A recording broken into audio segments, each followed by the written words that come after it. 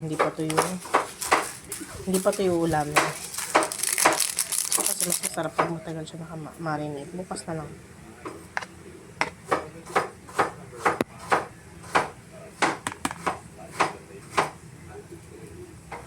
Hindi ako naglagay na asin. Bakit? Kasi ang gagamitin ko na pang-coat ay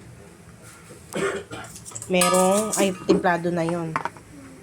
So, aalat. So, yan lang. Kalamansi. So, hindi ko na strainer kasi tinatanggal ko naman yung buto. Anak, ikaw inutusan, di ba po? Ni daddy. Landahan.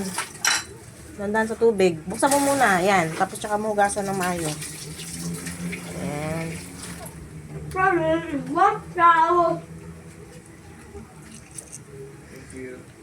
So, kung flour yung ilalagay nyo, pwede kayo maglagay ng asin or patis. Yan. Huwag toyo para hindi nangitim yung prito nyo na manok. Tapos, kalamansi. Ayan, paminta. Ang patanggal ano yan. So, i-marinate lang natin siya na magdamag kasi bukas ko siya lulutuin. Tapos, bago niya i-prito, syempre, tanggalin natin yung buto-buto dyan. Lagay na natin yan sa freezer.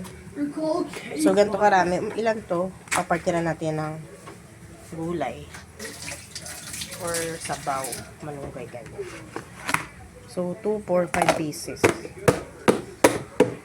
Lagyan natin siya sa freezer. Diba?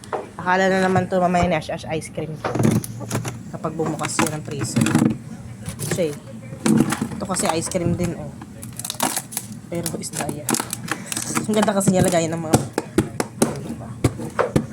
Ito, chicken yan. Ito, ice cube. Kaya binubuksan ito. Ito, tirang adobo yan. So, pag nagsangag ako, initin natin to para yan yung pang ano natin sa fried rice. Ito, hotdog.